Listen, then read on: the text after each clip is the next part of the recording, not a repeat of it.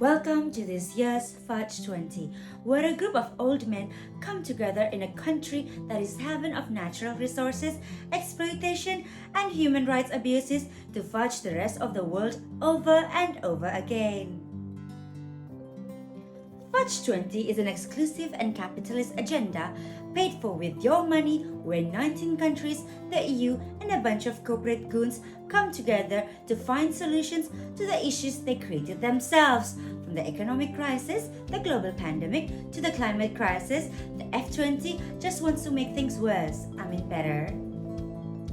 Fudge 20 was first created to promote sustained growth, and 23 years later, there sure is. The climate crisis is growing, socio-economic disparities are growing, the number of billionaires is growing, as well as job insecurity, unemployment, and the cost of living crisis. With great fudging power comes a great corporate oligarchy who dominates 80% of the world economy, 75% of global trade, and produces 80% of gas emissions. The F20 summit aims to regulate economic policies and impose how the rest of the world should organize their economies so that maximum profits can be achieved for the good of the corporations. Now, this year's Fudge 20 is also about further suppressing freedom of expressions, violating your privacy, and getting you jailed. Fudge 20's exclusive meeting is also about taking away young people's agency and making sure your voice doesn't matter, but providing false solutions that will make us more fudge while making a handful of people richer than ever. Fudge 20 is here to destroy democracy and the planet under the name of development and contribute to the wealth of the 1%. The good news is, this wealth apparently trickles down even if we have not seen a dime since neoliberalism started, but we just have to be more patient. Now, you might have heard that the F20 has encouraged the destruction of nature, created more pollution, and impoverished people, especially women and gender-diverse people from the global south.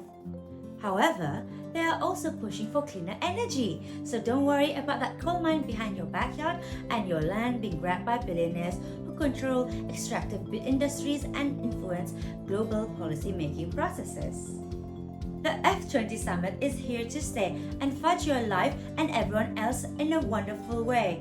No reason to criticize it and risk spending your time in jail. While we wait for the next F20 to happen in 2023, here are some things that corporations do not want you to do. Do not name and shame corporations that are fudging human rights and the environment. Do not support legally binding treaties that can prevent corporations from fudging the world. And by all means, do not take back the economy in your own hands and support alternative economies created by and for marginalized women, farmers, rural communities, indigenous people, people of color, LGBTQI+, folks, and people with disabilities from the global south. Because we need old, cis-hetero, rich politicians and their corporate goons deciding our future and continuing to fudge things up.